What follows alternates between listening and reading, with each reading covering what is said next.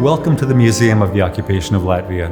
My name is Pēteris Kalniņš. Our museum's mission is to remember what happened to Latvia and its people under the occupation regimes of Nazi Germany and the Soviet Union between 1940 and 1991. In this podcast series, we look at the workings of the occupation regimes in light of current historical scholarship. Follow our podcasts online, or better still, come visit our museum here in Riga.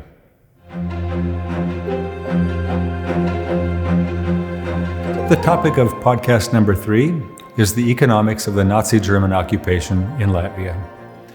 The Soviet occupation of Latvia in 1940-41 plundered and Sovietized what had been a functioning national economy. Property rights were destroyed, savings confiscated, political and economic leaders deported, and the country's currency eliminated. When Nazi Germany invaded the USSR, conquering the territory of occupied Latvia by July 1941, the economic policies they applied were suited not to a hitherto independent country, but to occupied Soviet territory, whose resources were to serve short-term German war aims and long-term colonization plans based on Nazi racial ideology. Only military reverses led the Germans to alter their economic policies in hopes of gaining support and improved material production from the population of Latvia.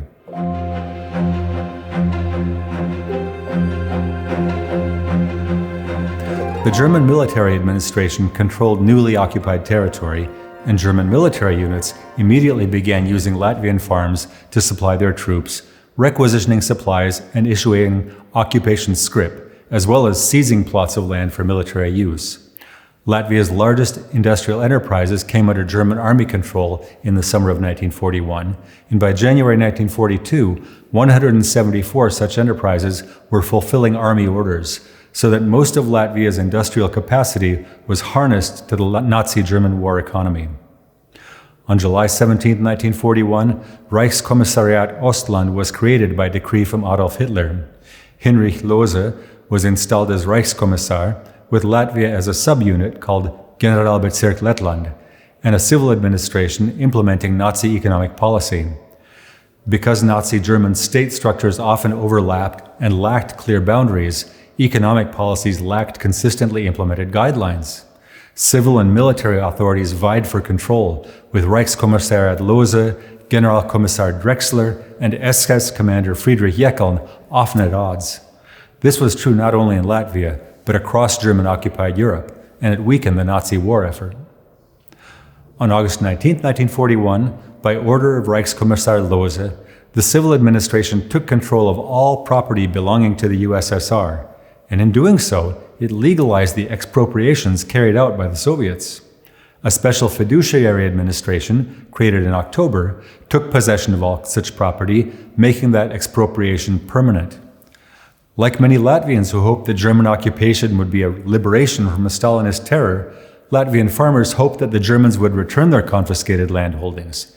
Instead, the farmers remained as tenants on their farms, from which they could be evicted at any time. Farmers had to sell their produce to German occupation authorities at low, fixed prices, and consequently, most consumer goods flowed into the black market. Nazi racial theorist and minister for the occupied Eastern Territories, Alfred Rosenberg, and others made long-term plans to prepare Latvia for annexation to the Greater German Reich and to Germanize the land by importing German settlers. To this end, a special company was set up in January of 1942 to take over the Soviet-created state farms, or sovkhozes, machine and tractor stations, 500 machine and horse hire stations, and so on, as part of a land fund. It was envisioned to use this to create 25 to 30,000 large German-owned farms in Latvia. However, these plans were set aside, as it became clear there would be no quick victory, and worsening military reverses forced the Germans to deal with other priorities. Like other occupied countries, Latvia became an economic colony of Nazi Germany. The Soviet ruble, which had replaced the Latvian lats, was immediately devalued on the 1st of July of 1941, leading to a spike in inflation and the erosion of any remaining savings. Local residents were forbidden to buy or sell businesses, while under a January 1942 Reichskommissar decree, Germans were permitted to set up businesses under Reich German law, leaving only petty commerce for Latvia's population. German commercial, industrial, and banking enterprises active in Latvia included AEG, which leased the VEF electronics factory, and Phoenix. Monopolies granted in Germany by the Nazi regime were extended to occupied lands. The local population was restricted to German state or private credit institutions, such as Dresdner Bank. Currency took the form of Reichskredit-Kassenscheine, and taxation and requisitions siphoned local resources away to Germany. The Nazi authorities' economic measures were carried to a terrible, drastic extreme regarding the Jewish population, which, like the Baltic German minority, had played a significant role in the economy of independent Latvia. Beyond financial and property confiscation, with wealth transferred to the Reichsbank, in the process of murdering nearly all of Latvia's Jews, occupation authorities even seized the victims' clothing and personal possessions. Those few Jews who survived in German captivity did so, it appears, only because of their economic value as forced wartime labor. As it became clear that the war would be protracted, German occupation authorities began privatizing some properties nationalized by the Soviets in order to win over local support. However, not all properties were restored to their former owners, but only to those trusted by the authorities.